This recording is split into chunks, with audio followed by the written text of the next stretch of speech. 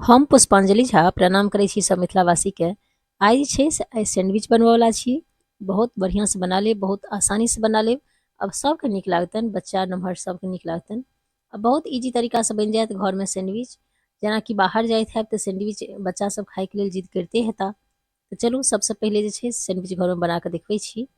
सबसँ पहिले जे छै से हम ब्रेड लेलहुँ हँ। ब्रेड जे छै से फ्रेशवला लेब, जे टटका टटका ब्रेड होइ छै ने दोकानमे, वो फ्रेश वाला ब्रेड लेब। ब्रेड के लाइफ जो होइ छै से दुइये तीन दिन होइ छै, तऽ ताहिके लेल जे छै से देख के लेब।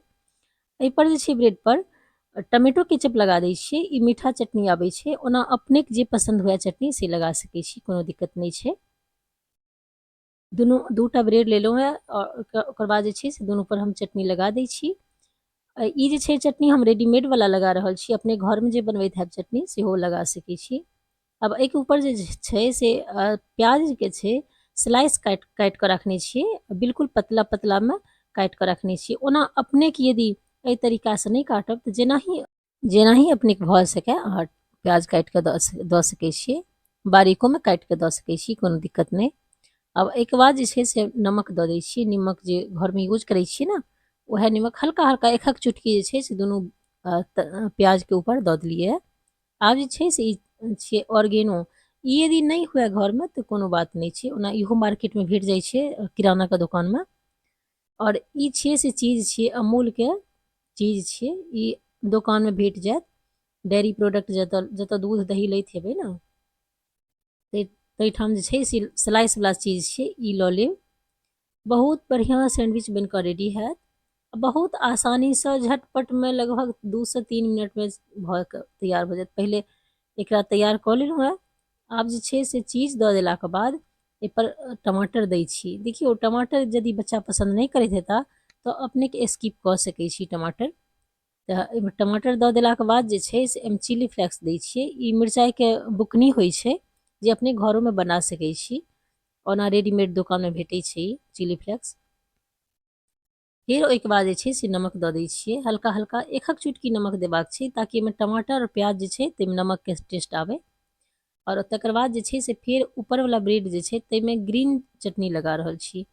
ई चटनी जे छै से मार्केटमे भेटै छै, से वला चटनी हम यूज कऽ रहल छी। ओना अपनेके जे घरमे पसन्द करैत हैब से लगा सकै छी। चटनीमे कोनो एहन नहि छै जे कोन लगाबी नहि लगाबी। आ ओहिके ऊपरसँ ई धऽ देलियै, कनिए जे छै से प्रेस कऽ देलियै, कनिए दबा देलियै ताकि जे छै से सेटिंग भऽ जाय। आ इहो ब्रेडमे ओही तरीकासँ जे छै से दऽ देलियै चटनी।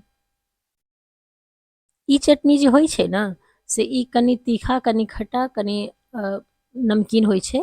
ई मीठा नहि होइ छै, ताहि दुआरे एक साइड हम मीठावला चटनी लगेलहुँ हँ और दोसर साइड जे छै से तीखावला चटनी लगेलहुँ हँ। आब जे छै से एकरो कनि प्रेस कऽ देलियै। आब चलू हम एकटा प्लेटमे उठा लै छी और तकर बाद जे छै से गैसके तरफ चलै छी। गैसपर कनि एकरा सेकऽके छै, ताहि दुआरे सैंडविच बना कऽ देखब घरमे, सबके पसन्द एतनि, निश्चिते पसन्द एतनि। तऽ एहि चैनलके जे छै से लाइक सब्सक्राइब सेहो कऽ लेब, ताकि हमरा पता चलय जे अपनेके सबके पसन्द भऽ रहल अइ मैथिली चैनल।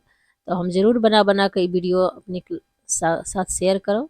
आब जे छै से तावापर जे छै से एकटा बटर देलियै, बटरके क्यूब देलियै कनिएटा, लगभग 1 चम्मच बटर जे छै पिघललाके बाद रहतै।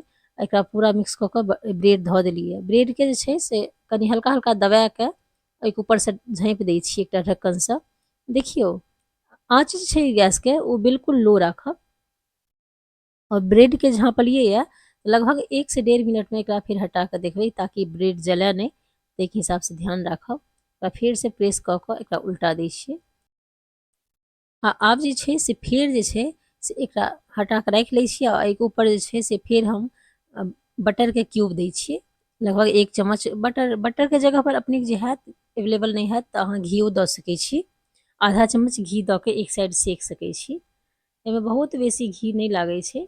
एकरा पूरा मिक्स कऽ दै छी, मिला दै छियै एहिमे, ताकि बटर जे पिघलि गेलैए। आओर ओहिके बाद जे छै से फेर 1 मिनटके लेल, 1 से 1.5 मिनटके लेल ढकि देबै और लोए फ्लेमपर झाँपि कऽ राखब, ताकि जे छै से ब्रेड जलै नहि, ध्यान राखब ई चीजके। आ ई लगभग 2 से 3 मिनटमे जे छै से तैयार भऽ जायत सेकऽके लेल। सेकलाके बाद देखियौ ई भऽ गेलैए। एकर चीज जे डाललियै, अमूल चीज जे डालने छियै सेहो बहुत बढ़िआँ जकाँ पिघलि रहल यऽ। ई भऽ गेलै। आब एकरा निकालि कऽ देखा रहल छी। देखियो कतेक सुंदर गोल्डन ब्राउन भेलै दोनों तरफ से। आब जे छै से ई सैंडविच अपने रेडी है सर्व करऽ के लेल। एकरा काटियो के बना सकै छी आ हम जे छै से हम दोसर ब्रेड फेर एही तरीका से सेम प्रोसेस से जतेक ब्रेड अपने के लेब से अहाँ सीख सकै छी। ब्रेड के क्वांटिटी जे छै से अपने के हिसाब से राखब और चिली फ्लेक्स जे छै जे मिरचाई के कहलहुँ है तो ओहो जे छै से अपने के हिसाब से राखब। यदि घर में बच्चा सब पसंद करैत हेता मिरचाई तखन तऽ यूज करब, नहीं तो बहुत कम यूज करब या फिर नहीं करब यूज, से अपने ध्यान राखब। फिर जे छै से ब्रेड के बहुत एही तरीका से बहुत बढ़िया जकाँ गोल्डन ब्राउन कऽ कऽ सेक लिअ। देखियो एही तरीका से सेक लेब। और यदि वीडियो पसंद आवे ना तो लाइक सब्सक्राइब सेहो कऽ लेब, ताकि एही तरीका से जतेक वीडियो एतै सब अपने लग पहले पहुँचैत रहत और तकर बाद छै से अपने के देखैत रहब। देखियो इहो भऽ गेल यऽ। आब अपने जे छै से हम काटि कऽ सेहो देखा रहल छी। एकरा भऽ गेलै, आब एकरा उतारि लै छियै। कनि हल्का हल्का दबा दबा के जे छै से एकरा सेकब, ताकि जे छै से बढ़िया जकाँ चीज एहिमे मेल्ट भऽ जाए ब्रेड के अंदर। एकरा हम काटि कऽ चलू से देखा दै छी। देखियो हम लगभग 6टा ब्रेड के 3टा सैंडविच बनेलहुँ है। अपने के जे छै से जतेक बनबै के इच्छा हैत 1टा 2टा 4टा जे बनबऽ के हैत अपने के बना सकै छी। एही तरीका से लेकिन बना सकै छी। देखियो एकरा काटि कऽ देखा रहल छी। अपने के जे छै से स्क्वायर में सेहो काटि सकै छी। हम जे छै से ट्रायंगल साइज में काटलहुँ यऽ। बहुत बढ़िया लागत, ट्राई कऽ के देखब घर में। देखियो